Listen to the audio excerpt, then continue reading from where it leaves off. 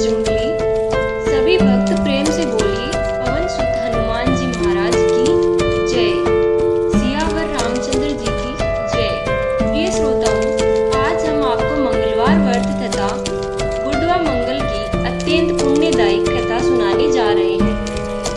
मान्यता है कि श्रद्धा और विश्वास के साथ इस कथा का श्रवण करने से हनुमान जी की विशेष कृपा प्राप्त होती है, संतान सुख मिलता है, रोग दोष दूर होते हैं और जीवन में सुख समृद्धि का आगमन।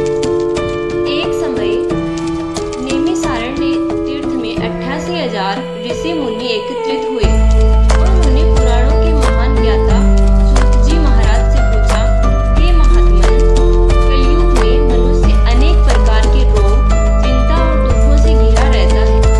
कृपा करके ऐसा व्रत और कथा बताइए जिसके पालन से संतान की प्राप्ति हो, भय दूर हो और मनुष्य का जीवन मंगलमय बन जाए। सूत जी मुस्कुराकर बोले, हे मुनियों, आपने लोक कल्याण का अत्यंत श्रेष्ठ प्रश्न पूछा है। यही प्रश्न कवि धर्मराज युधिष्ठिर ने भगवान श्री कृष्ण से किया था। अब मैं वही पावन संवाद आपको सुनाता हूँ। भगवान श्री कृष्ण बोले, हे युधिष्ठिर, प्राचीन काल में कुंडलपुर नाम का एक नगर था। वहाँ नंदा नाम का एक ब्राह्मण अपनी पत्नी सुनंदा के साथ रहता था। धन, सम्मान और सुख सुविधाओं की कोई कमी नहीं थी, लेकिन संतान न होने के कारण दोनों अत्यंत दुखी थे। सुनंदा बड़ी पतिव्रता और धर्मपरायण स्त्री थी। वह प्रत्येक मंगलवार को हनुमान जी का व्रत करती, भोग लगाती और उसके बाद ही भोजन ग्रहण करती थी। एक बार मंगलवार के दिन किसी कारणवश वह भोग नहीं लगा सकी। उसे इस बात का इतना दुख हुआ कि उसने प्रण किया, अब अगले मंगलवार को ही हनुमान जी को भोग लगाकर अन्न जल ग्रहण करूंगी। उसने पूरे सप्ताह स्वयं भोजन नहीं किया, पति की सेवा करती रही और निरंतर हनुमान जी का स्मरण करती रही। 6 दिन बीत गए। अगले मंगलवार की सुबह अत्यधिक कमजोरी के कारण वह मूर्छित होकर गिर पड़ी। तभी उसकी अटूट श्रद्धा से प्रसन्न होकर पवन पुत्र हनुमान जी प्रकट हुए। उन्होंने कहा, हे पुत्री, मैं तेरी भक्ति से प्रसन्न हूँ, वर मांग। सुनंदा ने हाथ जोड़कर कहा, प्रभु, मुझे संतान का सुख प्राप्त हो जाए, बस यही मेरी इच्छा है।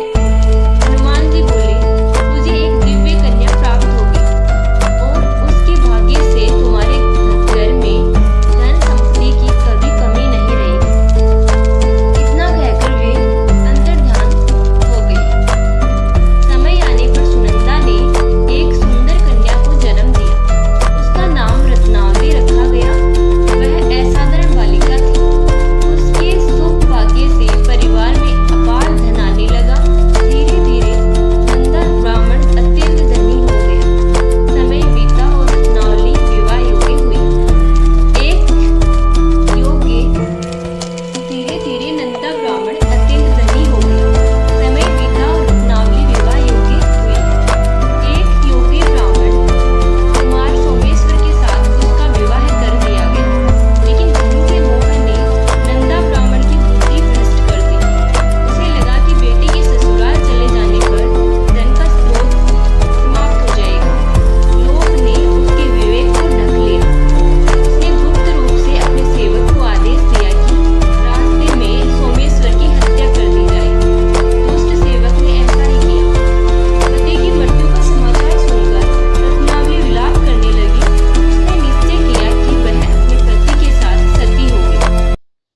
जब चिता सजाई गई और रत्नावली अपने पति का सिर गोद में रखकर बैठी, तभी उसकी पतिव्रता निष्ठा से प्रसन्न होकर मंगल देव प्रकट हुए। उन्होंने कहा, हे सती साध्वी, मैं तेरी भक्ति से प्रसन्न हूँ, वर मांग। रत्नावली बोली, प्रभु, मेरे पति को जीवनदान दीजिए। मंगल देव ने तुरंत सोमेश्वर को जीवित कर दिया। फिर उन्होंने कहा, और कोई इच्छा हो तो बताओ। रत्नावली ने कहा, हे मंगलदेव, जो भी श्रद्धा से मंगलवार का व्रत करे उसे रोग, शोक, शत्रु और भय से मुक्ति मिले, स्त्रियों को अखंड सौभाग्य प्राप्त हो और परिवार में सुख शांति बनी रहे। मंगलदेव ने तथास्तु कहा और अंतर्धान हो गए। इसके बाद रत्नावली और सोमेश्वर ने सुखपूर्वक जीवन व्यतीत किया और मंगलवार व्रत का प्रचार किया।